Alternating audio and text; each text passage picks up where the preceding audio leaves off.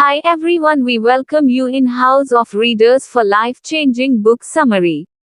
पुस्तक का नाम लुसिफर इफेक्ट है, जो एक देवदूत के नाम से लिया गया है जो ईश्वर का साथ छोड़कर शैतान बन गया।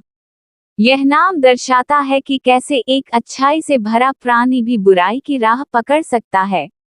Introduction. The standard prison experiment psychology के फील्ड में एक पॉपुलर रिसर्च स्टडी है। इस बुक के ऑथर डॉक्टर फिलिप ने इसे लीड किया था।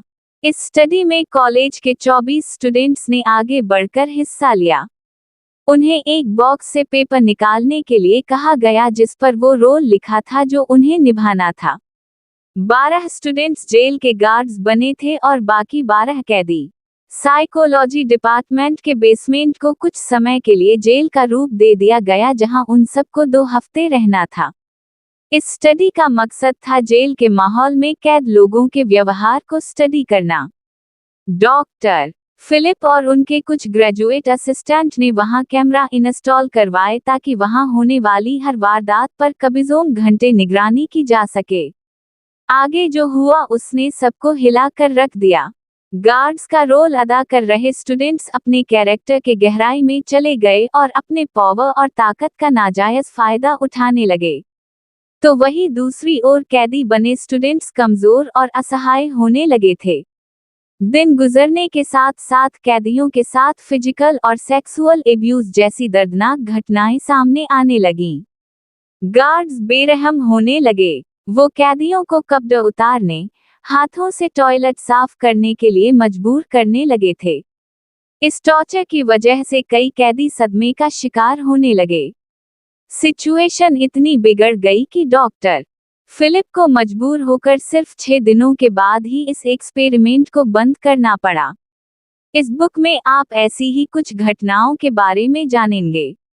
ये बुराई और पाप किस वजह से जन्म लेते हैं, क्यों एक इंसान दूसरों को चोट पहुंचाना शुरू कर देता है, क्यों कुछ लोग रेप, मर्डर, टॉर्चर जैसी दरिंदगी पर उतर आते हैं। क्या ये उन चॉइसेस के कारण है जो एक इंसान खुद चुनता है या इन सब के पीछे कोई बहुत शक्तिशाली ताकत है। इस बुक में आप बुराई के पीछे की ताकतों के बारे में जानेंगे। आप जानकर हैरान रह जाएंगे कि आखिर इंसान किस हद तक जा सकता है। अगर आप उस स्टैंडर्ड प्रिजन एक्सपेरिमेंट का हिस्सा होते तो क्या आप उन गार्ड्स की तरह बर्ताव करते जिन्हें अपने पावर का नशा हो गया था? क्या आप उन कैदियों पर दादागिरी और धाउंस जमाते, या आप उन कैदियों की तरह होते जो सब कुछ सहते रहे, या आप एक हीरो की तरह होते जिसे सब साफ साफ दिख रहा था कि कुछ तो बहुत गलत हो रहा है और चुप बैठने के बजाय आप कोई ना कोई एक्शन लेने का फैसला करते, फिर चाहे इसके लिए आपको कोई भी कीमत क्यों ना चुकानी पड़ती। यह बुक आपको अपने और अपने आसपास के लोगों के बारे में सोचने पर मजबूर कर देगी। आप माने या ना माने, हम सब के अंदर एक शैतान छुपा होता है जो हमसे गलत काम करवाता है। ये तो बस सिचुएशन और उन शक्तियों पर डिपेंड करता है जो हमें ऐसा करने के लिए मजबूर करते हैं। अगर आपको ये बुक समरी अच्छी लगी हो तो चैनल को सब्सक्राइब करिए और बेल बटन दबा दें। The psychology of evil, the psychology of evil. क्या आप जानते हैं कि बुराई का भी एक फॉर्मूला होता है?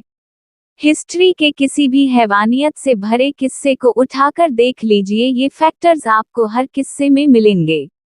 हम यहाँ शराब, ड्रग्स या किसी भी तरह के नशे की बात नहीं कर रहे हैं।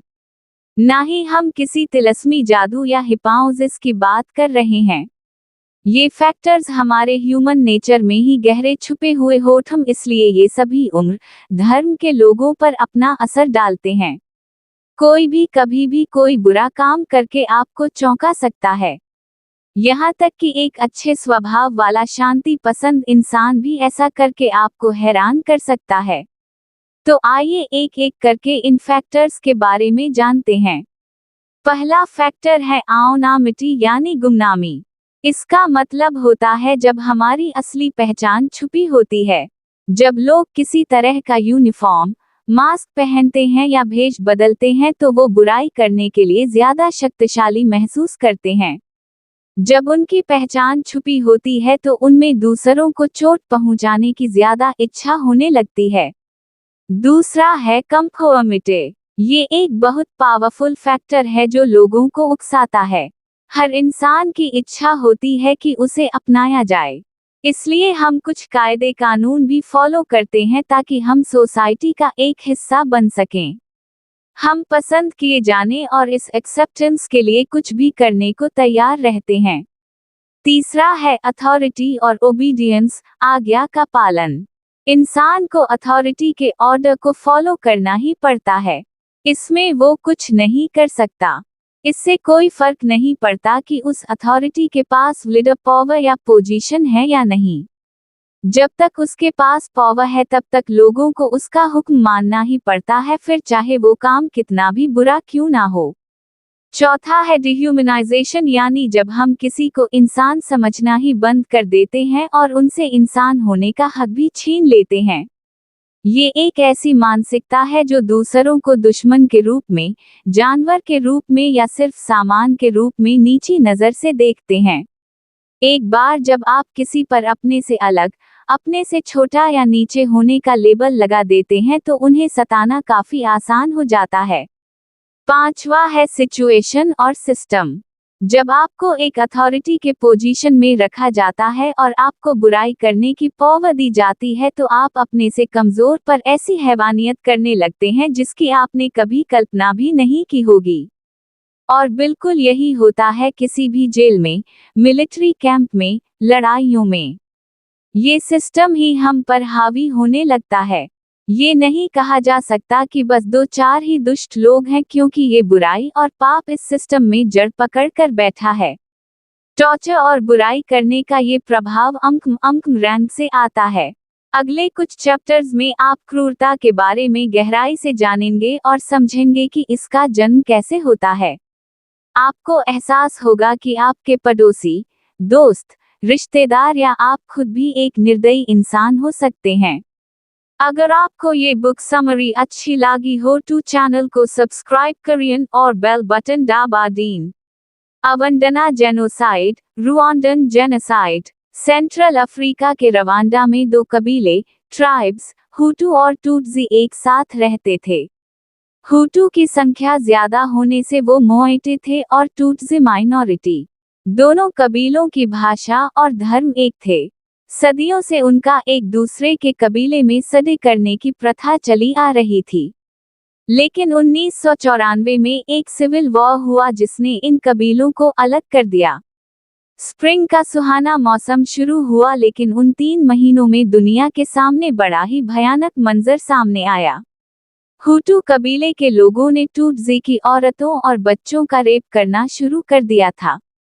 टूटसी के जवानों द्वारा बूढ़े बच्चों की निर्मम हत्या की जाने लगी। इस नरसंहार से टूटसी कबीले के 3/4 लोग अपनी जान गंवा चुके थे, यानी 10 लाख से 2.5 लाख लोग रह गए थे।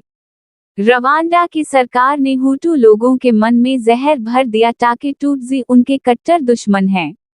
वो इंसान नहीं बल्कि बेकार और नीच लोग हैं जिन्हें कॉकरोच की तरह अपने घर से निकाल कर मसल देना चाहिए। इससे हुटू खुद को बड़ा समझने लगे। उन्होंने चाकू, राइफल और न जाने किन किन हथियारों से खून की नदियां बहा दी। 50,000 से ज्यादा टूटसी औरतों के शरीर को बुरी तरह नोच डाला गया। ये मंजर इतना खौफनाक था कि एक हुटू मां ने पास के घर में रहने वाले मासूम टूटसी बच्चों को पीट पीट कर मार डाला। जब उन बच्चों ने उसे देखा तो वो स्तब्ध रह गए, क्योंकि जहां तक उन्हें याद था वो बचपन से एक दूसरे के पड़ोसी थे। हुटू लीडर मेयर कैकम्बिबे ने अपने ही टूटसी दोस्त की बेटी का रेप किया, लेकिन वो इतने में ही रुका नहीं बल्कि उसने अपने साथियों को भी उसका रेप करने दिया। फिर एक दिन एक सोशल वर्कर, पोलिना ने बड़ी चतुराई से टूटसी कबीले के लोगों को एक स्टेडियम में इकट्ठा किया। उसने उन्हें बताया कि रेड क्रॉस के वॉलंटियर्स उन्हें खाना और सुरक्षा देने के लिए आए हैं। लेकिन सच्चाई तो ये थी कि हुटू के लोग वहां राइफल, बॉम्ब और पूरी तैयारी के साथ उन्हें मारने के लिए पहले से ही वहां इंतजार कर रहे थे। पोलिना इतनी क्रूर हो गई कि उसने हुटू लड़कों से ये भी कहा कि टूटसी औरतों को जिंदा जलाने से पहले उनका रेप करे। तभी एक हुटू नौजवान ने कहा कि वो पूरा दिन लोगों को काटते और मारते हुए बहुत थक गए थे और उनमें रेप करने की एनर्जी नहीं थी, इसलिए उन सब ने गैसोलीन उठाया, टूटसी औरतों पर डाला और उन्हें जिंदा आग लगा दिया। हुटू कबीले के आदमियों ने एक के बाद एक बहुत से दुष्कर्म किए। दिल दहला देने वाले तरीकों से उन्हें सड़कों पर टॉर्चर किया। टूटसी औरतों के शरीर को जानवरों की तरह नोचा गया। किसी को गोलियों से भूना गया तो किसी के अंदर पूरा भाला उतार दिया गया। किसी पर एसिड फेंकी गई तो किसी पर उबलता हुआ पानी। हदें तो तब पार हुई जब उनके प्राइवेट पार्ट्स तक को या तो काट दिया गया या बुरी तरह जख्मी कर दिया गया। लेकिन रवांडा का ये नरसंहार हुआ कैसे? कैसे हुटू कबीले के साधारण लोग हैवान और डायनोम में बदलकर अपने ही टूटसी पड़ोसियों को निर्ममता से मारने लगे? तो इसका पहला कारण है अथॉरिटी का पावर, यानी सत्ता का अबा। हुटू के लीडरशिप वाली सरकार ने लोगों को ये हिंसा करने के लिए उकसाया था। दूसरा फैक्टर है सोसाइटी में अपनाए जाने की इच्छा। एक सच्चा और वफादार हुटू माने जाने के लिए उन सबको उस नरसंहार में हिस्सा लेना जरूरी था। यहाँ हमारा कबीला और उनका कबीला जैसी भावना ने जन्म ले लिया था। लोगों को मजबूर किया गया कि अगर आप एक सच्चे हुटू हैं तो आपको बाहर जाकर दुश्मन को मारना होगा, लेकिन अगर आप हिचकिचाते हैं तो आपको अपने ही कबीले से निकाल दिया जाएगा। तीसरा, हुटू ने टूटसियों को इंसान समझना बंद कर दिया था। उन्हें रवांडा में रेंगने वाले कीड़े समझा जाने लगा। उन्हें ही हर फसाद का जड़ बताया जाने लगा। सिविल वॉर की शुरुआत का दोष उन पर लगा दिया गया। इसलिए टूटसी के लोग अब सिर्फ एक चीज के हकदार थे, मौत। अम्बाडू का संदेश। 1. कोई भी बुरा बन सकता है अगर उसे गलत भूमिका, माहौल और शक्तियां मिल जाएं। 2. लेकिन उसी तरह हर कोई हीरो भी बन सकता है अगर वह अन्याय के खिलाफ खड़ा हो जाए। 3. हमें सिस्टम, समाज और सत्ता के स्वरूप को भी सवालों के घेरे में लाना चाहिए। निष्कर्ष, द लुसिफर इफेक्ट यह दिखाने की कोशिश करता है कि अच्छाई और बुराई के बीच की रेखा कितनी पतली है, और हम सब में यह क्षमता होती है कि हम दोनों में से किसी भी दिशा में जा सकते हैं। यह पुस्तक हमें खुद को और समाज को बेहतर समझने और सुधारने की प्रेरणा देती है। अगर आपको ये बुक समरी अच्छी लगी हो तो चैनल को सब्सक्राइब करें और बेल बटन दबा दें।